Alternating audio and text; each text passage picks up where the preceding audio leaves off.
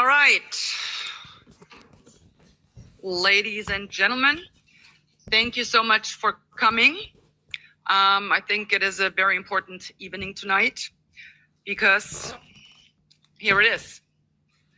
This is what I call the smoking gun. In this documentation, it becomes quite clear, and Naomi will then, of course, elaborate on that.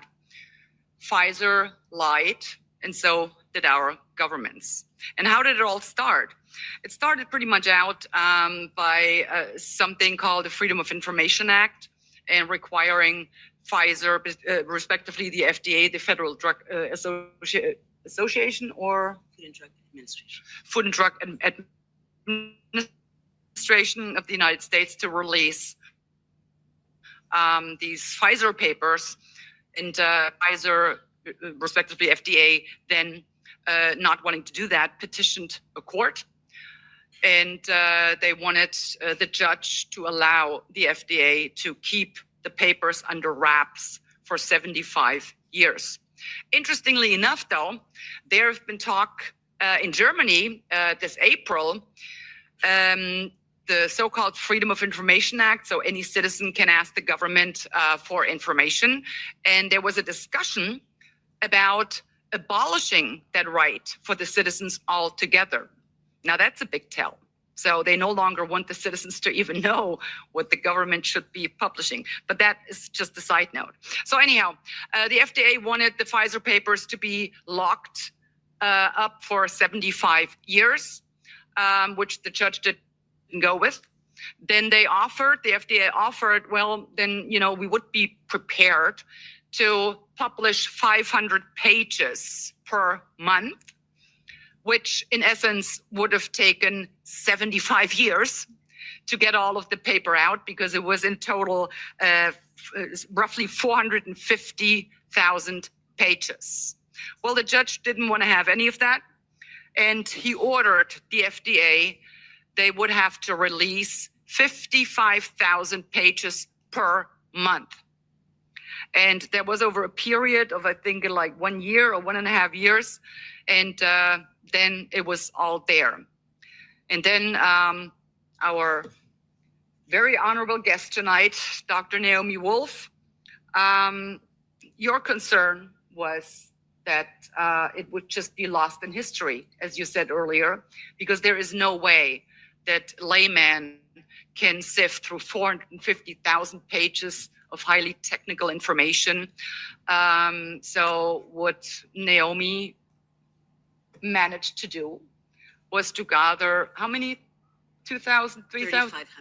3,500 volunteers globally, sifting through that information and putting all of the information together for everyone to see and everyone to read. Like I said, it is the smoking gun. We have the information. And I just remember today, and I actually looked it up, it was on July 25th of 2022. I made a public comment in an event like this, and I will read to you what I said 3 years ago. This mRNA campaign will go down in history as the biggest medical scandal ever.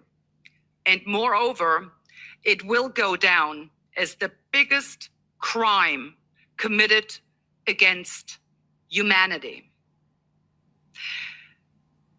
Back then, anyone could have known if he wanted to know. All you had to do was go through the adverse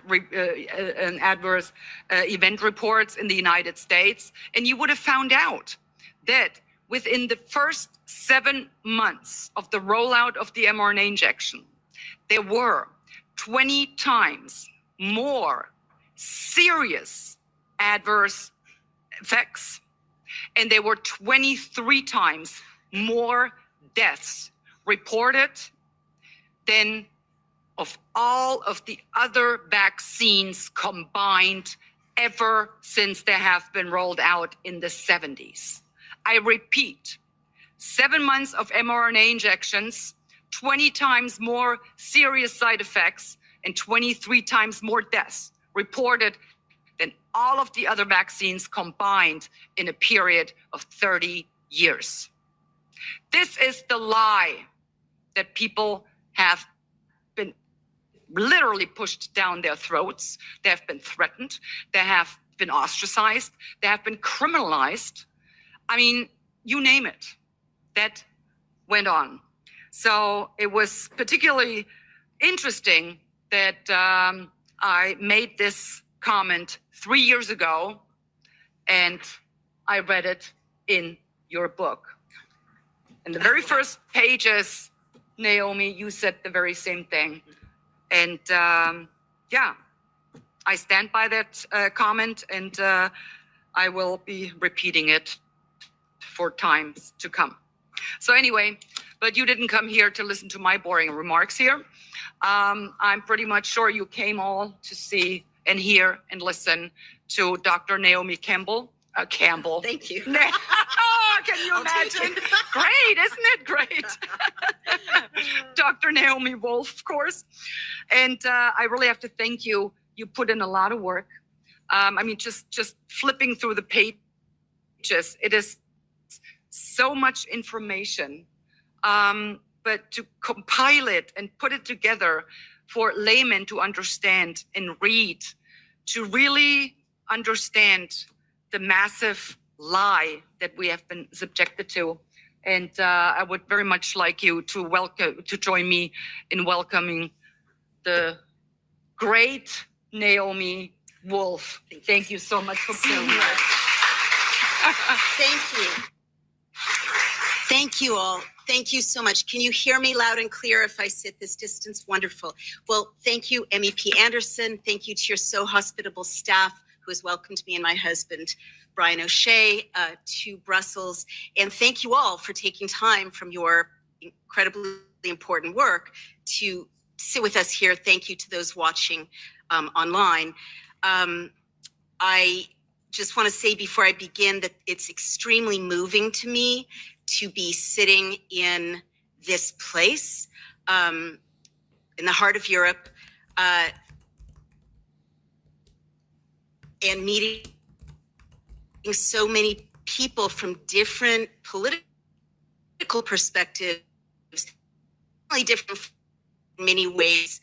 I consider myself a liberal. I've been a Democrat. I advised the Clinton team and Vice President Gore in his election campaign, but that really doesn't matter. You know, Ms. Anderson, MEP Anderson, or with other MEPs whom I've met here, their colleagues from whatever political party, because what's happening right now in Europe and the United States and worldwide is an extraordinary historical moment. It's related to what I'm going to tell you, but all over the world, people are realizing that what divides us in policy terms or political labels is not nearly as important as our fundamental core values as Europeans, as North Americans, people around the world who love freedom and individual human rights, the rule of law. And that's what was targeted ultimately by these injections as it's being targeted in other ways. And I will explain that. But fundamentally, whatever the political party is of people I'm meeting here, we are brothers and sisters. We are allies because, first of all, we need to save European democracy. We're saving American democracy. We need to save democracies, rule of law, and free speech around the world. So I just want to say that before we begin. Shall I launch right in? All right.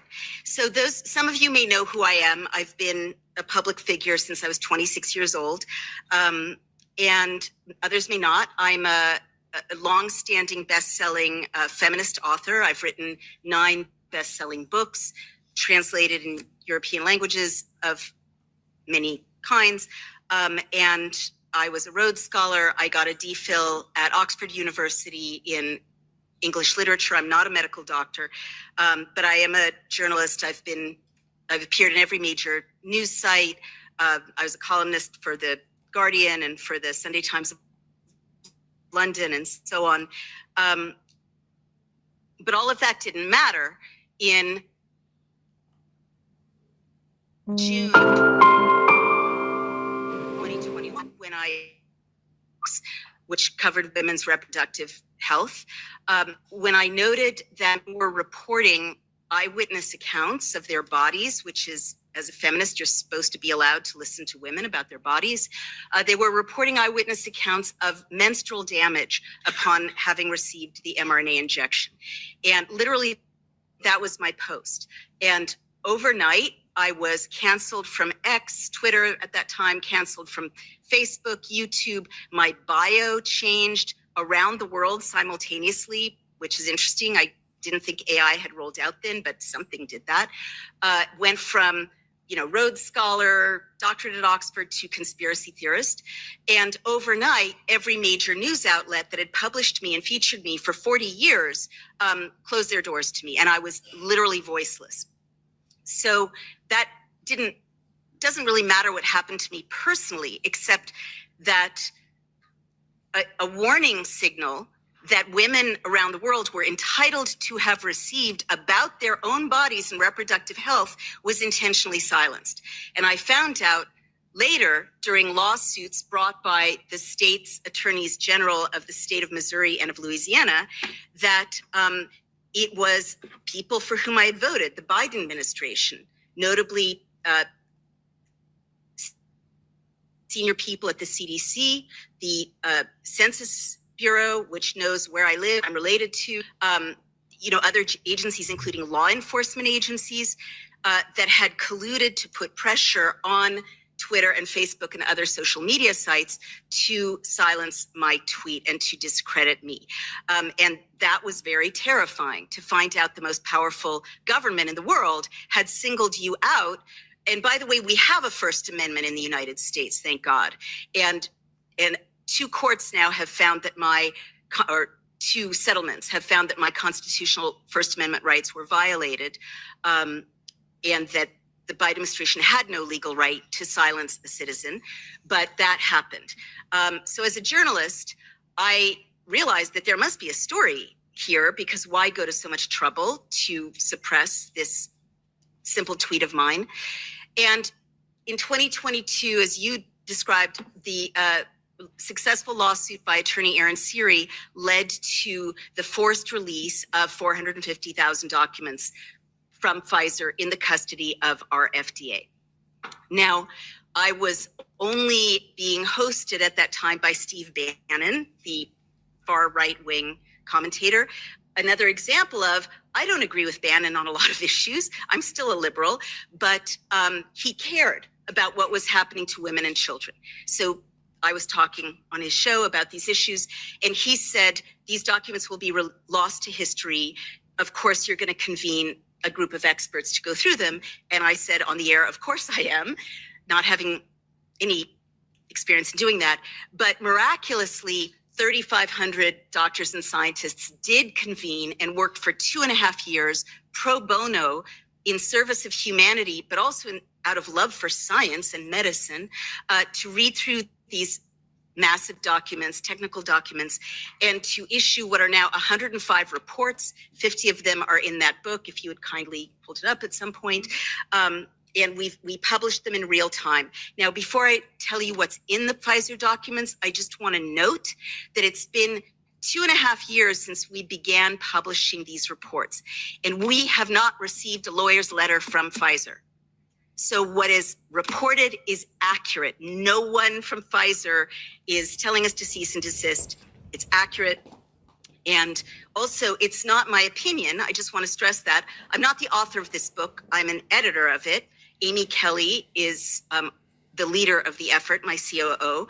But what's in this book are reports that link directly to the primary documents. So if you have any doubt about any conclusion in any of these reports, you can check the Pfizer documents and see for yourself what that primary document looks like. All right, so what's in the Pfizer documents? First of all, and I think this is very important for you as MEPs, Pfizer knew a month into the rollout into the public of this injection, so November of 2020, that this vaccine did not work to stop COVID. And I want you to process that and absorb that. It means that everything that followed, the mandates, the lost jobs, the businesses that had to close, the children not allowed to go back to school or university if they didn't take the shot, right? The armed forces compelled to take the shot, the pilots compelled. All of that followed, the two-tier society, the suppression of liberties, was predicated on a lie. It didn't stop COVID, concluded Pfizer. The efficacy and vaccine failure. Indeed, the most common side effect of getting vaccinated is COVID. So everything that followed was a lie. Second, they knew that the injection did not stay in your deltoid. I'm sure that Europeans, probably through the EMA, the European Medicines Agency, like our FDA, or other public health entities, told people here, if you have side effects, it's likely to be chills, fever, a little fatigue. You may need to lie down. No, Pfizer knew that and they said that the materials stay in the injection site. They knew that was a lie. In fact, in the Pfizer documents, there are charts showing that the materials, the spike protein, the mRNA, the lipid nanoparticles, which is a petroleum byproduct, rather polyethylene glycol, a petroleum byproduct surrounding lipid nanoparticles, an industrial fat, they didn't stay in the deltoid. They biodistribute within 48 hours, and they leave the injection site and biodistribute to major organs throughout the body. They cross the blood-brain barrier. You may have noticed personality changes in some of your loved ones who took this injection, but they also accumulate in the liver, the adrenals, the spleen, the lymphatic system, and if you're a woman, they accumulate in your ovaries. And so this is an industrial fat accumulating in women's ovaries, right? So the first injection accumulates in your ovaries. The second injection, more accumulates in your ovaries. Our experts could not find any mechanism whereby this material left the body, male or female. So by the first booster, people are already reporting when they do surgery on vaccinated women that they're fully blocked ovaries, okay, as well as other kinds of damage. Pfizer knew that. Pfizer knew that they had to hire 2,400 full-time staff in order to process the reports of serious adverse events they were already starting to receive. And indeed, within the Pfizer documents, it's a 3-year period of time, end of November of 2020 to February of 2021. Well, that tallied up over 42,000 serious adverse events. Many individuals had multiple serious adverse events, and just an overwhelming number of side effects that were not fever and chills, but in fact, things you were not told about. So the number one side effect in the Pfizer documents is something called myalgia, which is muscle pain. How many people do you know who just feel bad? Well, Pfizer knew they would feel bad. Doctors are baffled, myalgia. The second most common side effect is joint pain, because these injections are inflammatory. And Pfizer knew that. What is arthritis? What is joint pain? Tendon pain, it's inflammatory. How many people do you know who are limping or had to have knee replacements, hip replacements, shoulder replacements? Young, healthy people, many of them. Pfizer knew.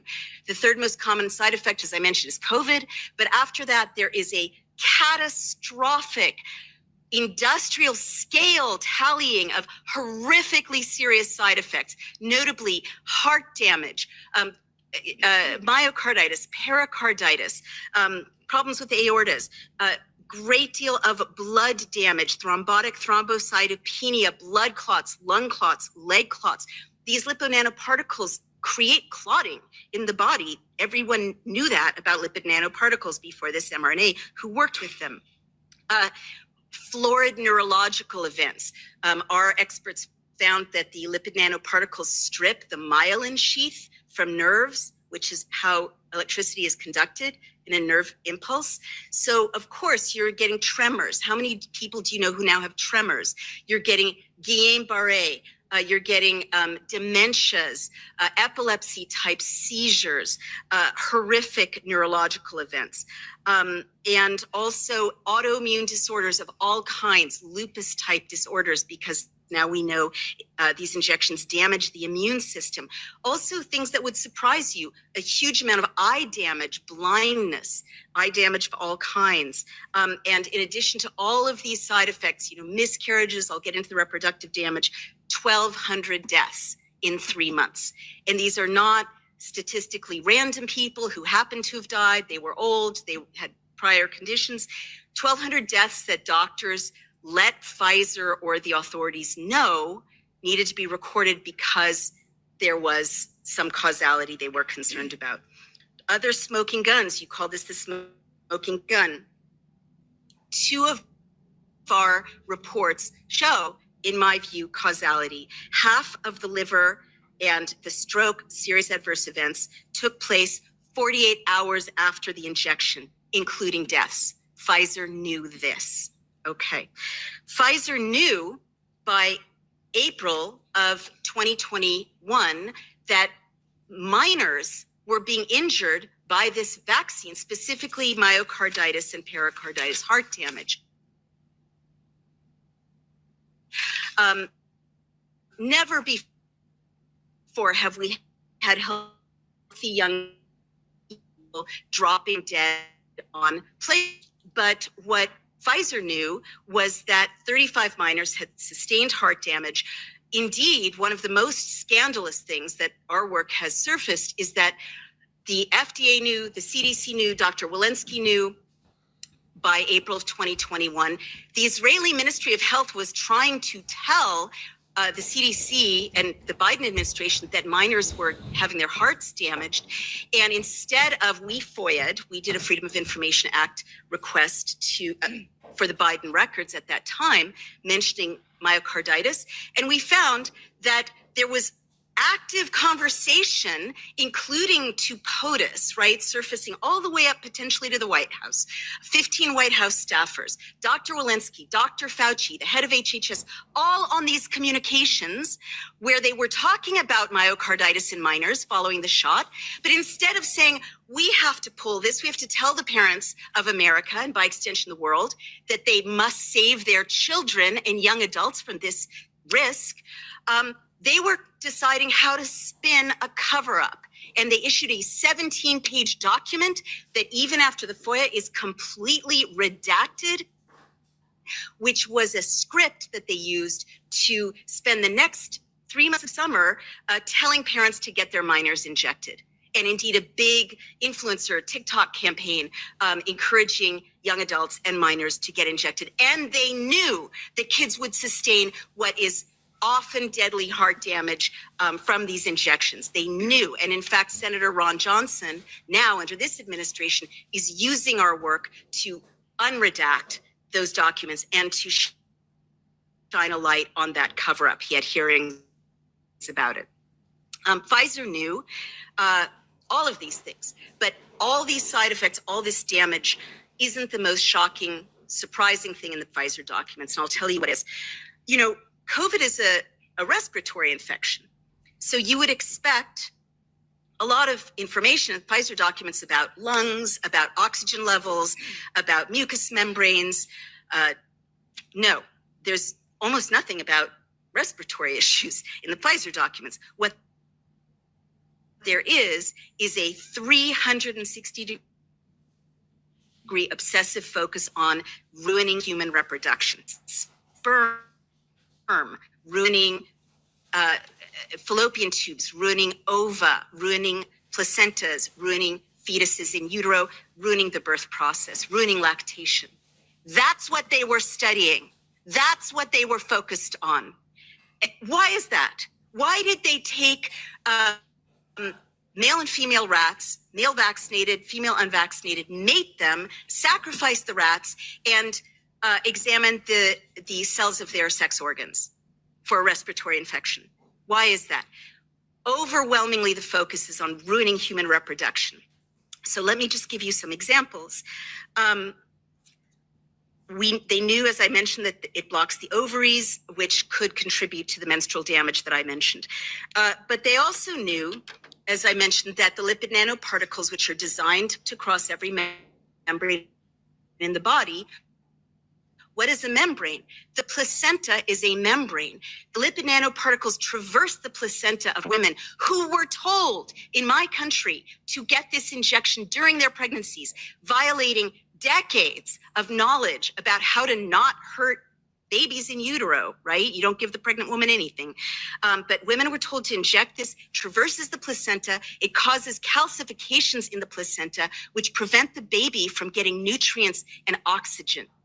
And in fact, in my country, midwives independently are reporting to me, leaking to me as a journalist. When you have multiple independent reports, there's a story there that babies are being born early because the placentas cannot grow normally. And people are nodding. They're seeing the same thing, no doubt, in Europe, or there are reports of it.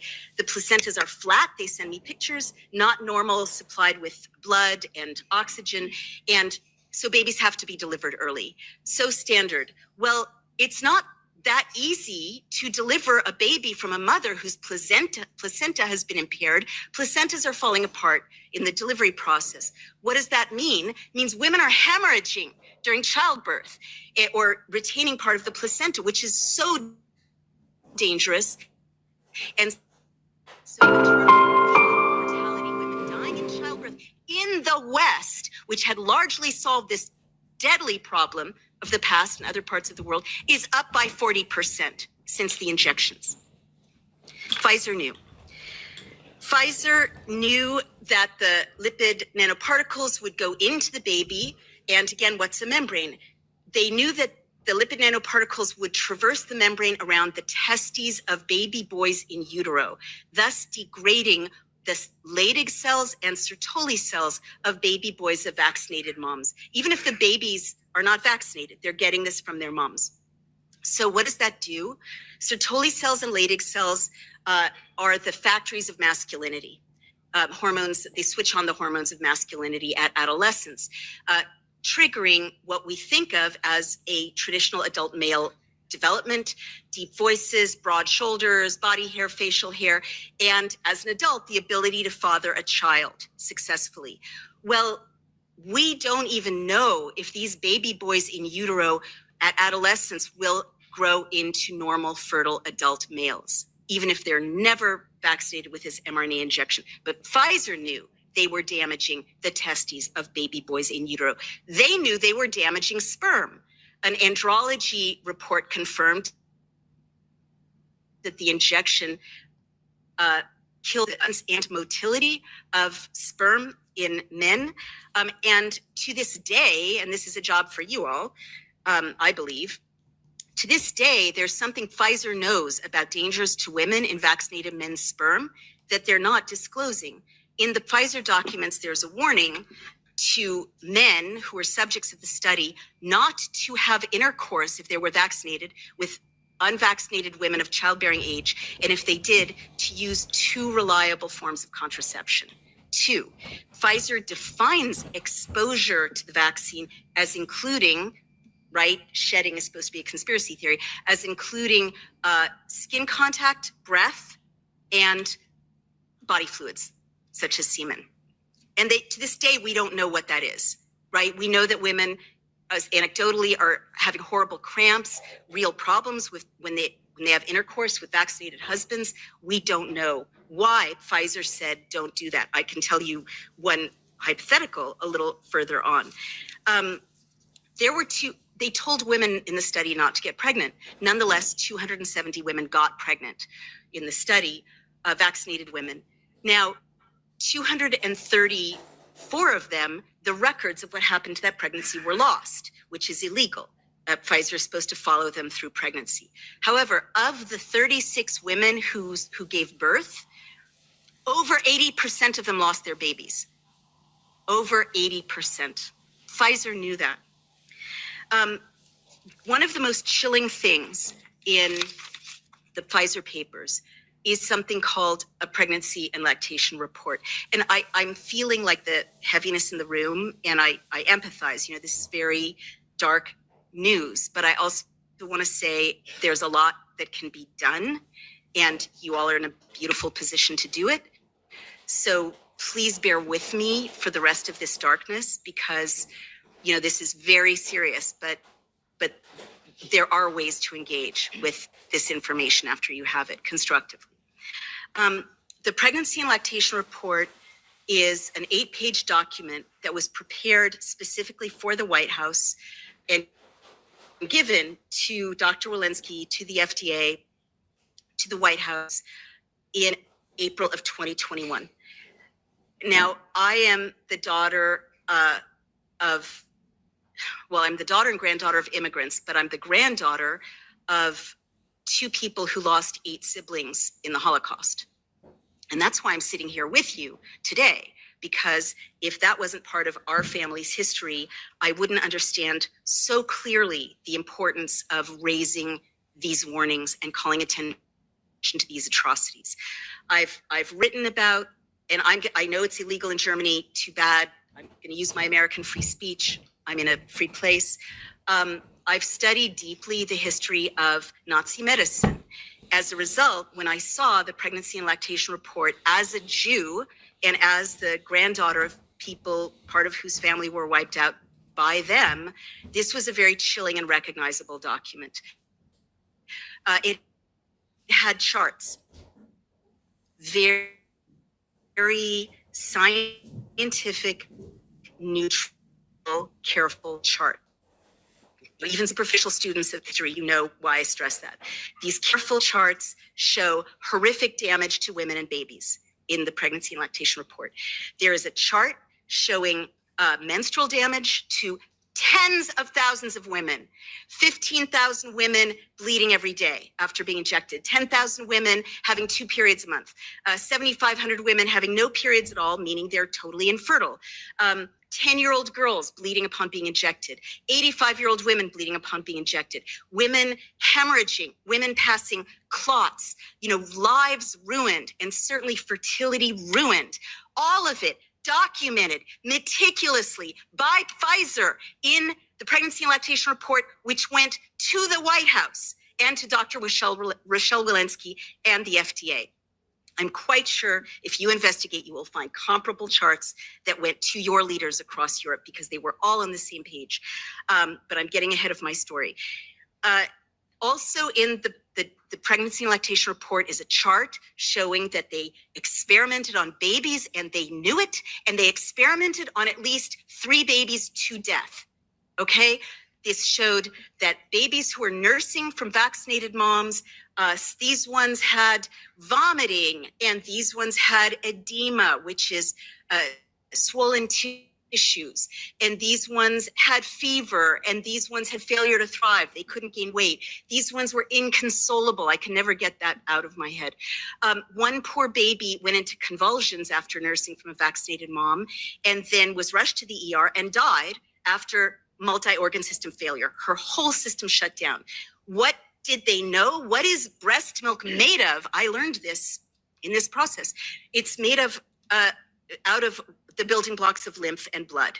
And so the lipid nanoparticles, the polyethylene glycol that are in the blood and lymph of vaccinated moms are turning into poisoned milk that is poisoning their babies. And Pfizer knew it. And to this day, the women of Europe don't know it.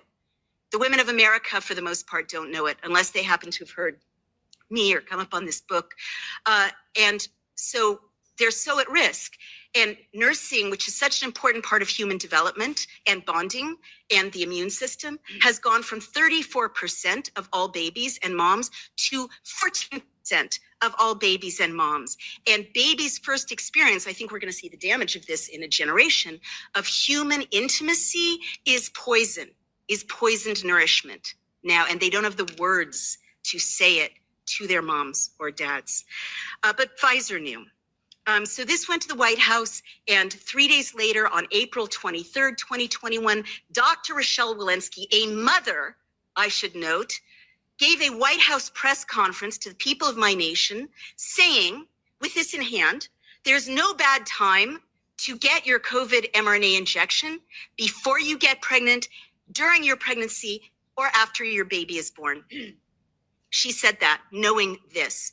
Lastly, in the pregnancy and lactation report, 2 babies died in utero, and Pfizer concluded that they died due to, quote, maternal exposure to the vaccine. So Pfizer knew that they were going to kill babies, that they were killing babies, and put them at risk. And fast forward, because I need to reach some of the conclusions of my talk. This is very predictable, what would happen. We're now 4 years after the rollout of this injection. And this book will show you this 360-degree attack on every aspect of human reproduction. Well, Igor Chudov, a mathematician and commentator, has analyzed government databases from about 20 different nations, including European nations. And vaccinated nations have lost 13 to 20% of their live births have dropped by that amount. And he calculates that in Europe, there are 1 million missing babies. We analyzed the government data from Canada, another terrible drop in live births. And now there was a big study from the Czech Republic, I believe, that also showed a dramatic drop in live births. And other studies are confirming what we began to publish in 2022, that vaccinated women are losing their eggs. They don't have the fertility of unvaccinated women. So this happened. This happened. And in spite of every effort, people who tried comprehensive suppression of this could have saved so many lives. I was just in Iceland. They are not at replacement levels for their own population. They now have 1.5 live births for every couple of 2 Icelanders. Icelanders will be extinct over time, God forbid, unless this can be reversed, unless we can study and treat the infertility that Pfizer and their allies brought about. So to conclude, because I know we need to take questions, why I have concluded very reluctantly that we can't attribute these horrors to, corporate greed, people moving too fast. If someone tries to tell you that, they're lying, right? If it was corporate greed, then month 1 or month 2 of seeing these deaths and side effects, Pfizer would have pulled, and your authorities would have pulled, Britain's authorities would have pulled, Canada's, Australia's, this technology. But they didn't. And by the way, lipid nanoparticles have been known to damage human fertility since 2017, and they chose to use them anyway. No, you can't conclude that this is an accident. You have to conclude, since year after year after year unfolded, knowing this damage, that Pfizer knew, your elected officials knew, your public health authorities knew. This is my speculation. I await an investigation. Our public health authorities knew, our elected officials knew, the FDA knew. There was collusion at the highest levels to make this happen. I'd love for it to be an accident or corporate greed, but it isn't. It is a mass murder. And again, I say this deeply knowingly, as a Jew, as the granddaughter of Rosa and Joseph Wolf and all of their lost brothers and sisters. This is the greatest crime against humanity in recorded history, just numerically, because billions of people have been injected with this.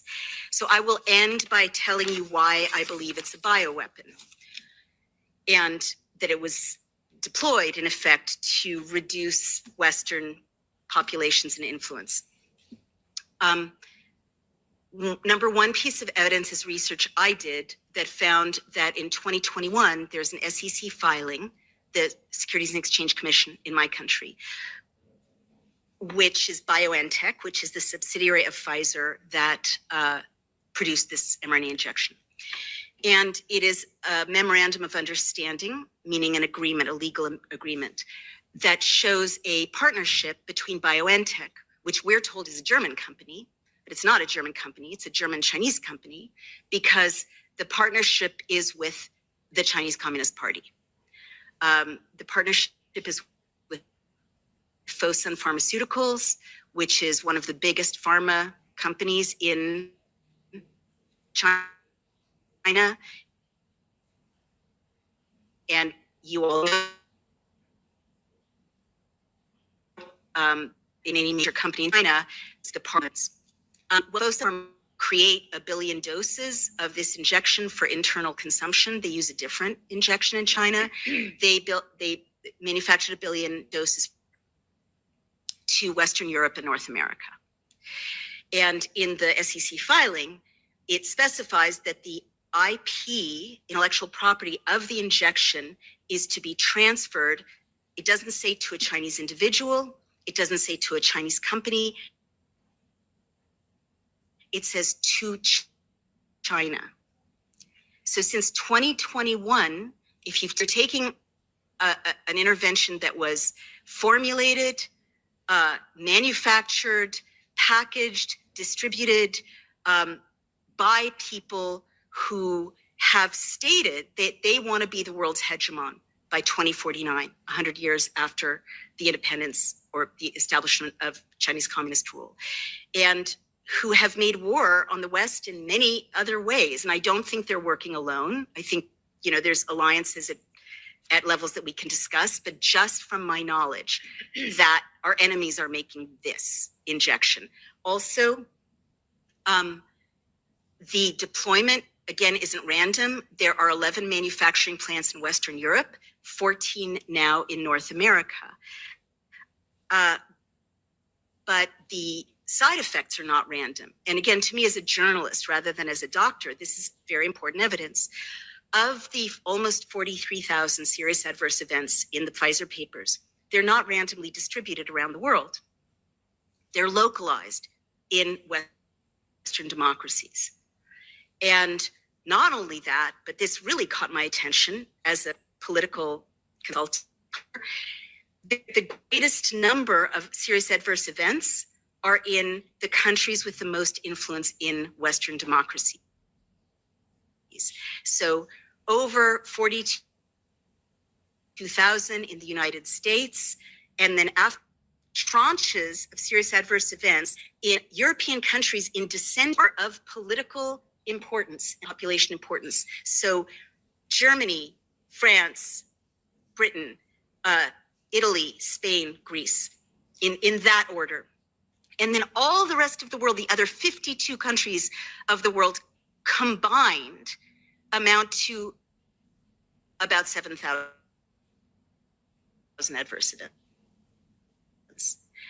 And what I want to tell you is that it's very easy to target the validity or the damage of these injections by manipulating things as simple as serious damaging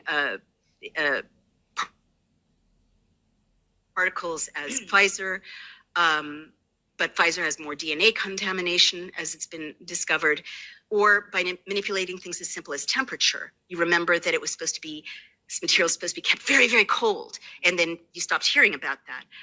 The materials coalesce at room temperature and at warmer temperatures. So I can't pursue that, right? This is beyond what's in the Pfizer papers. As a journalist, in spite of being called a conspiracy theorist worldwide, I do what I've always done, which is I stick to the facts. I don't go beyond what the evidence provides.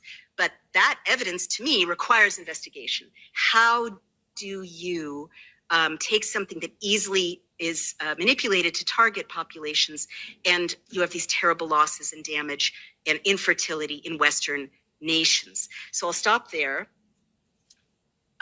We can talk about what I think it means that other plot being made, but I will note, if I have a minute to conclude, that if you look with this analysis at who got mandated, certainly in my country, but I believe throughout Western Europe, but in my country, who got mandated? It was people, and you have a right to subpoena them, you have a right to see them. So what's preventing Europeans from seeing what's in those texts? Let me answer that. That would be our despicable Ursula von der Leyen, who is corrupt to the very core of her being. She simply refuses to give out those texts.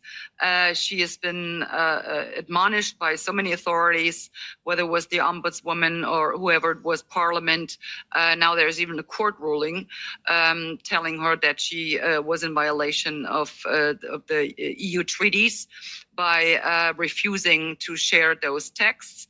And unfortunately, in the texts probably don't even exist anymore.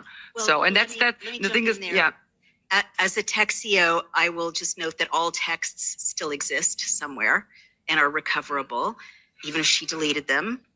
I do hope we get through security going home. And I would also say that these are really cosmetic gestures and slaps on the wrist, censure. And now you know that a big crime may have been committed. So I would have thought that what I've shared with you could allow you to pursue criminal investigations. And I assume the rules of evidence give her fewer options in a criminal matter. But those may be evidence of a very major crime. yes, please. Thank you very much. Obviously echoing my colleagues in welcoming you here and for your interesting contribution and all the work you've done. And to add to what Christine was saying, I was pregnant twice during the time that vaccines were pushed on us. And the audacity they had to tell us that if you contracted COVID, you ran the risk to have a stillbirth or a miscarriage. But if you had the vaccine, you would be safe, is unbelievable, knowing what you know now. And I mean, I'm ashamed to say that I had 2 shots, and hindsight is 2020. Unfortunately, I wish I knew then what I know now, or maybe listened to Christine more carefully back then would have been helpful.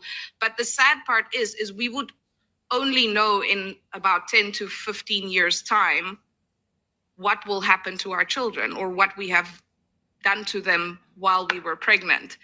And then the audacity for them, knowing what it did to fertility and knowing what it did to babies, to have the vaccine, to then say, no, it's not the vaccine that would cause it, but actually contracting COVID, that to me is astonishing. That being said, I was wondering whether you know of any studies that are being conducted now to determine what the side effects of COVID have been thus far, because what you've elaborated on here today, it was what Pfizer already knew, but there must be so many more tales. I mean, the things that you mentioned in articles that I've read, things that I recognize in myself, eyesight problems, acute joint pain that came out of nowhere and then just disappeared again. I mean, there must be countless stories that are being attributed to something else, but that is actually vaccine damage. And are you involved in any of those studies or research? Is there anything on a big scale being done to see what damage has actually been caused to our populations, apart from the birth rates, which is very easily measurable in Europe and the West?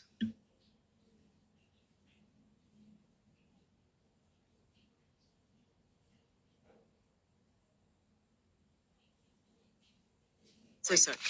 First, I was just saying, thank God you've got 2 children. And the next thing is, when I said there's hope, even though this is such a dark subject, now that you have the information, this is exactly what humans do to save other humans. If they have some influence authority, they launch the studies, they find the interventions, they find the treatments, and so on. So I never ever thought in my life I would say thank God for President Trump and RFK Jr., but here I am. Because we have RFK Jr. running HHS, we are likely to start getting what he calls gold standard science. And I still think there's huge pressure on him not to look at damage from the COVID injections, but he has been like one of our biggest drugstore chains has stopped giving the COVID injection because they don't have a recommendation from RFK Jr. CDC. So those are things that are good, that are happening. In terms of other studies, it's difficult because pharma funds so many universities and so many studies and scientists. But if you look in the NIH database, you will see that there are peer-reviewed studies. Our team actually published a peer-reviewed study showing some of the side effects from these injections. And so it's more and more fully documented. I definitely want to echo what you're saying. I personally know anecdotally so many people who are suffering what I know to be mRNA injection injuries, and they have no idea, and their doctors don't tell them. and I'm sure that's happening in Europe. And we have to change that so that doctors can have some idea of what they're looking at and can treat people accordingly. And the last thing I want to say, it's very vestigial, we are not funded to do studies. That's not something we have the capability to do. I'm sure you guys can influence funding. Certainly, you know, funders at HHS are influencing funding for studies now. But I do want to say two of the huge takeaways are inflammation and circulation. So anecdotally, what I tell my loved ones is that everything you can do to detoxify, to support your lymphatic system, and to support your circulatory system, and also to engage in an anti-inflammatory lifestyle is going to help your body deal with, I'm not going to say process and eradicate, but deal with the damage from this injection. And I know that's very primitive compared to the sophistication of this harm, but I think, you know, with more studies, real medicine can build on real treatment, real science can see what real cohorts look like.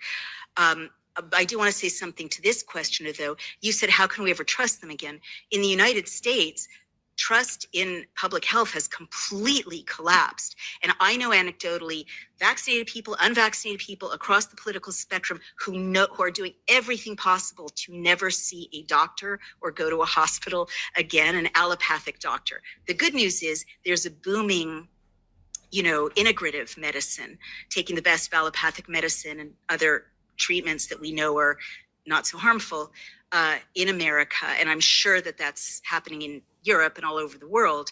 But this is a crisis, right? We need to be able to trust our doctors and our hospitals, but they have to earn our trust. Yes, please.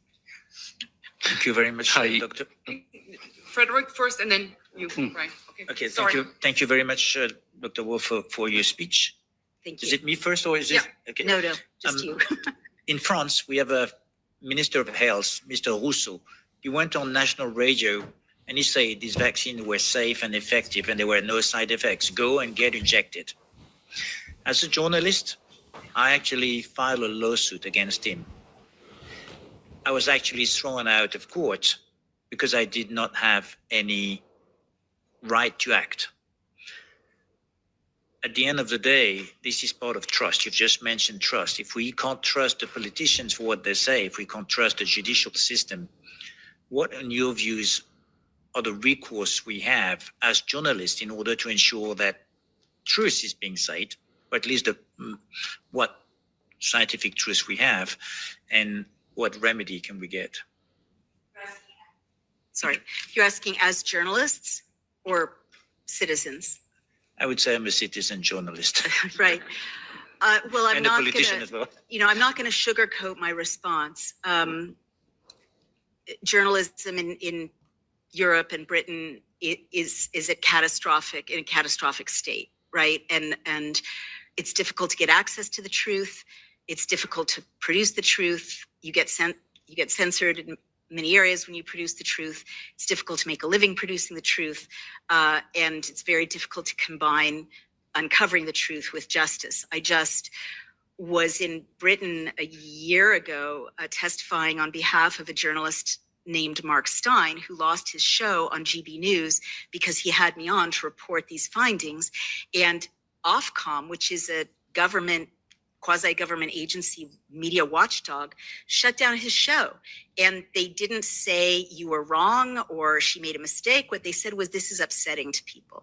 So you can tell the truth in Britain. We told the truth, he told the truth, and you can still have your career closed down, you know, tens of thousands of pounds in damages, I mean, in costs, legal costs, completely silenced throughout Britain because the truth is upsetting. Like, so this is why I'm so moved to be here. You know, Europe invented free speech. Britain invented and developed freedom of speech and laws to protect free speech. And so I'm not here talking just about an injection that went bad. I'm talking about the essence of liberty itself in Europe, of which this is just one symbol. So that's why I would say the answer to a lot of what I've spelled out here in Europe has to do with having your own sovereign nations again, in your own borders, in your own citizens, making your own laws at a parliamentary level for the people, and not having their sovereignty drained by supranational entities that the people didn't elect and can't influence.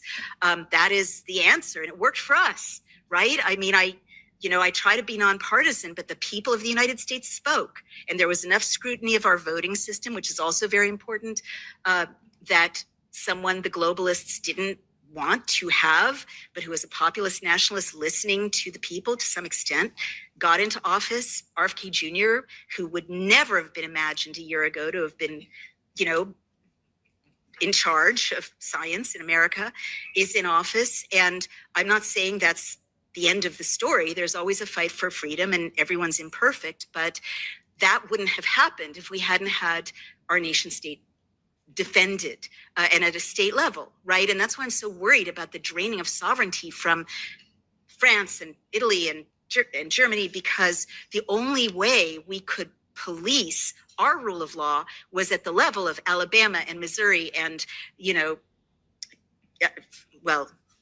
Texas and other states that said no.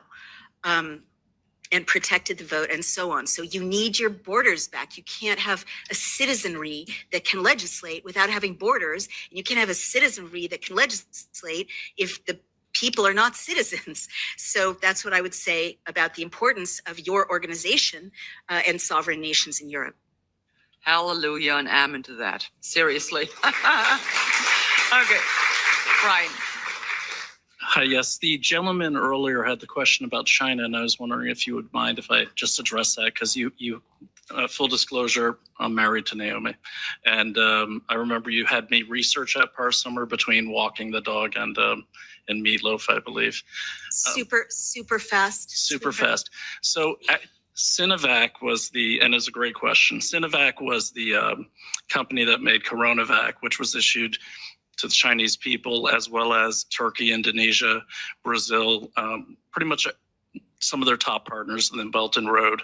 Well, it's an inactive coronavirus. It's different than mRNA. What's telling about that is Fosun Pharmaceuticals is an offshoot of Fosun International, one of the biggest Chinese companies out there, who actually makes, I believe, most of our vaccine.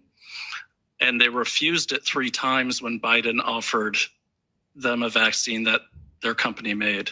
And I think that, for me, is the most telling thing. Thank you so much for adding that. There any more questions? Oh, yes, back here. And may I make a suggestion? I don't know, what time do we have to leave the room? Okay. Oh, yeah, then we have some at the latest. Okay, please go ahead. Thank you for giving all this insightful information and personal risks you've had to take to do all this. Thank you. And I wanted to ask you if you could give us further information maybe on how the vaccine links to dementia, because a lot of older people, maybe even those in our families, for example, my grandmother, have suffered in dementia from dementia ever since taking the COVID vaccine. I'm so sorry. And thank you for bringing that up. I know one of the most disturbing things, everyone can hear me, right? Yeah. One of the most disturbing things sort of emotionally for many people is personality changes that can arise in loved ones. And there's enough anecdotal evidence. I mean, this is one of those things that requires a lot of study, but it tends to fall into categories of very binary thinking. People are no longer capable of nuanced thinking or shades of gray kind of critical thinking, and also impulse control problems. People get very enraged, road rage, accidents, fights, a lack of regulation, emotional regulation, and dementias, as you mentioned. So now we know the mechanism for that, or at least some of the mechanisms. There's always more to find out, right? But we know, as I mentioned, that the lipid nanoparticles traverse the blood-brain barrier. And indeed, lipid nanoparticles were developed and understood to traverse the blood-brain barrier. They were initially used 10 years ago to bring medicine to people with brain tumors because those people were so far gone and had so little chance of living that the risks of the lipid nanoparticles in their system was defensible because they were going to die of a brain tumor. But it was known that this material goes into your brain. Now, what it does, in a book by Dr. Michael Nels called The Indoctrinated Brain is a really important book. He's a German neuroscientist. He points out that the combination of propaganda, repetition of messages while people are in a state of fear actually damages and rewires the brain. And also that there's this actual brain damage from the injection, specifically destroying or damaging the prefrontal cortex, which is where impulse moderation takes place, where we don't say, terrible things to our loved ones, even if we're thinking them, and also where memory. One of the most disturbing things he found is that people with a combination of this rewiring through propaganda and actual brain damage lost their memories of themselves, right? And it was replaced by the propaganda, so that when you challenge the propaganda, you've seen people storm out of the room when you say, well, let me show you this data that contradicts what NPR is saying. That's because you're not just challenging their knowledge base, which people used to be able to handle in a debate, but you're challenging their sense of self itself, because their brain has been rewired, essentially. So I think that's really worth noting. I don't know what happened, obviously, in your grandma's case, but there's so much dementia and Alzheimer's type damage in the Pfizer documents that it's just understandable. These lipid nanoparticles damage the brain as they circulate through the system, crossing the blood-brain barrier. And that's why, again, study is so important, because what you've got, among other things, is an inflamed brain. You've got brain inflammation from the lipid nanoparticles. And so if you can engage in anti-inflammatory treatments that could help heal some of this, there can be, trauma-based interventions that can help with the way propaganda rewires the brain. In effect, you can possibly rebuild the myelin sheath of the nervous system, which helps all impulses travel through the nervous system. But those are things that it takes political will, as well as institutional will in universities and labs and so on, to deliver. So that's the best I can do. And I'm really sorry that happened to your grandma. It's funny that you should mention Michael Nels, because believe it or not, my colleague Gerald and we hosted him just before the summer break. So yeah. Okay, are there any more? Yes, please. Yes, maybe one more question. Thank you so much for what you have said about Europe, because that's exactly what we are fighting for, Europe of sovereign nations, which implicitly means a Europe of liberty and freedom. And thank you so much also for your tremendously important work. My question refers to some of the last words of your talk. You said never again. It should happen never again. So what is your judgment on the political attempts to change this policy forever and to never let happen it again?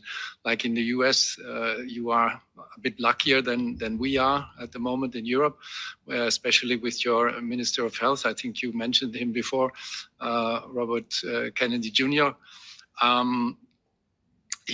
We all know, wants to get rid of all these criminal policies, but as we see, the forces of darkness are striking back. And just today, I read that there is a pressure campaign to move him out of office, to remove him.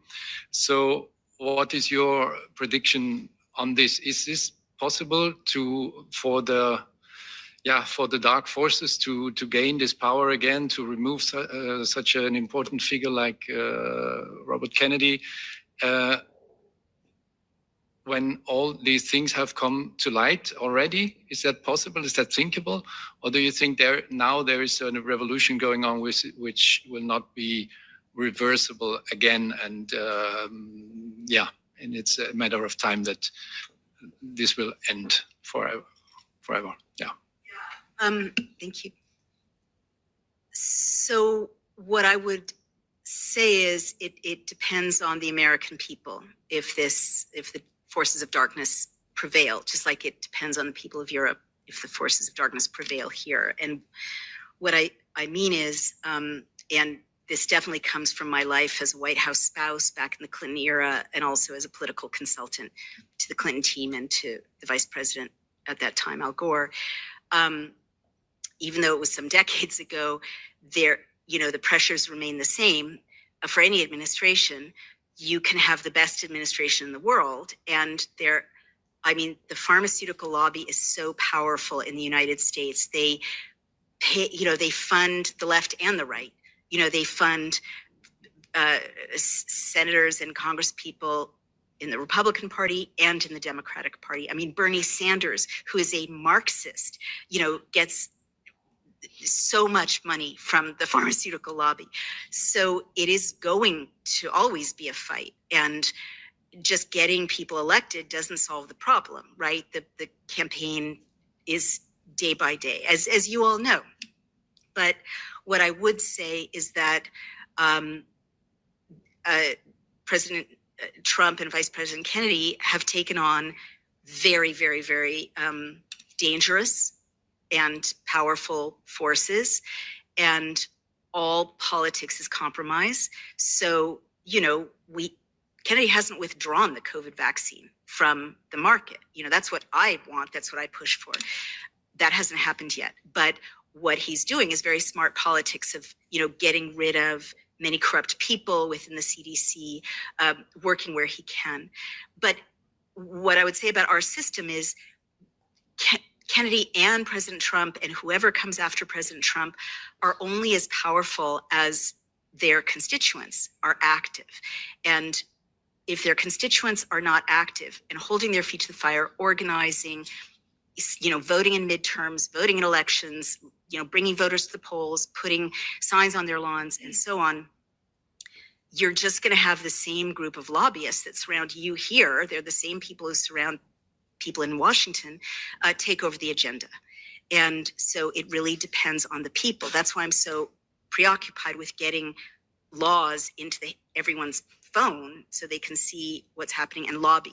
Now, you all have a very serious problem here, which is it's very difficult for people in Europe to lobby, right? Lobbyists can lobby, but the people, it's very difficult to find out what laws are even being debated in European parliaments, let alone in this parliament. It's very difficult, if not impossible, to intervene. It's hard to share those laws. It's hard to search for them deliberately. They're made opaque deliberately. I've looked at a lot of databases. Yours are so bad, and as a result, the forces of darkness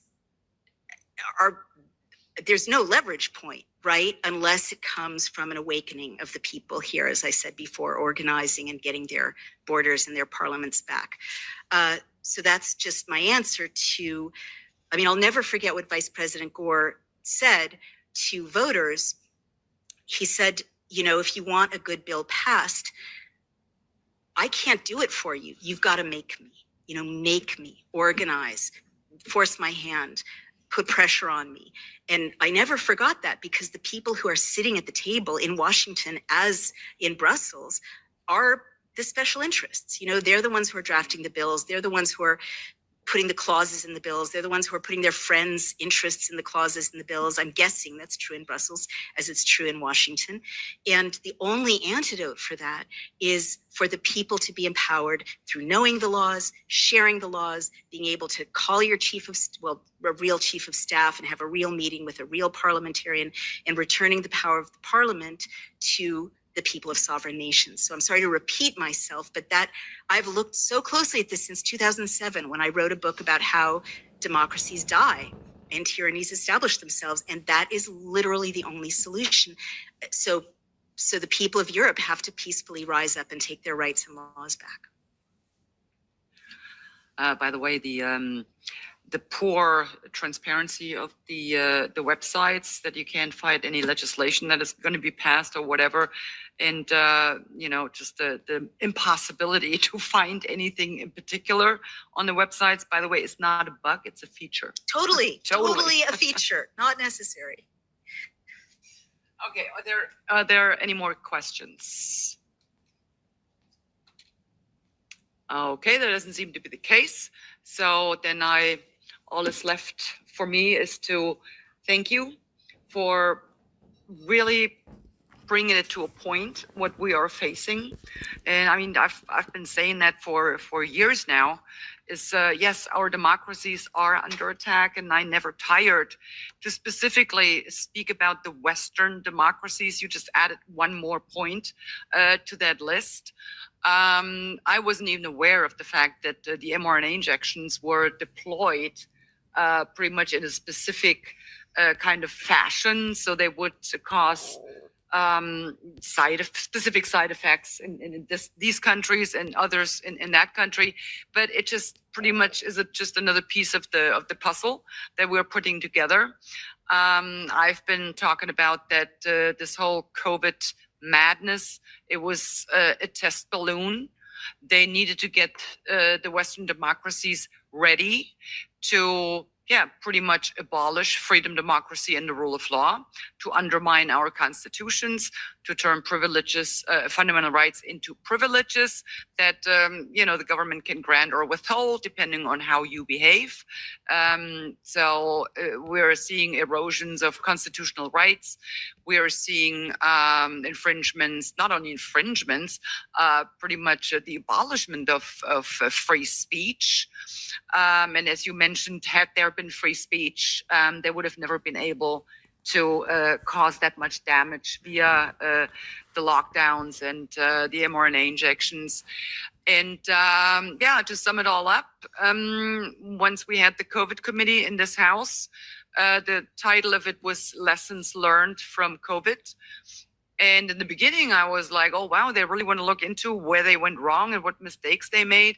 No, that's not exactly what they were trying to achieve with that. What they were trying to figure out is, where did we fail to get the people to simply do what they were told? And believe me, they found out during that COVID committee. In the final report, they repeated every single lie, every single one, despite all the evidence, despite everything that was known up until that point. They ignored it completely. The people that were, trying to shed light on things, we were openly mocked, we were laughed at, we were ridiculed, and they actually continue to do that to this day. So now we're sitting in the committee, Svensk committee, and whenever we bring up the adverse events of the mRNA injections, they openly laugh at us. And so they're determined to destroy our freedom, democracy, and the rule of law. And I can only tell the people, you need to wisen up and you need to take charge of your democracy, because it's your democracy, by the way. They all call it our democracy, but that's not the democracy that you actually would want. So take charge of your democracies, get involved, and don't let them run all over you, and don't let them lie to you anymore. Take charge, because truth be told, you are their bosses. It's not the other way around. And some of them, or most of them, they keep forgetting that. But that's pretty much everything for me. Once again, thank you so much for coming here. It was very enlightening, it's very interesting. We have some information now. So I'm looking forward to the next Svensk committee. They're gonna have fun. And thank you so much for coming out. And I do have a little present for you. So we figured flowers would probably not be appropriate going back on a plane, but we got you some Belgian chocolates. That's so wonderful. And, how did you know I wanted that? Enjoy. Thank you so much. Enjoy. And Thank you so much. Thank you all so much. What an honor to have been with you. Thank you. What a beautiful gift. Thank you so much. Should I just get off the stage?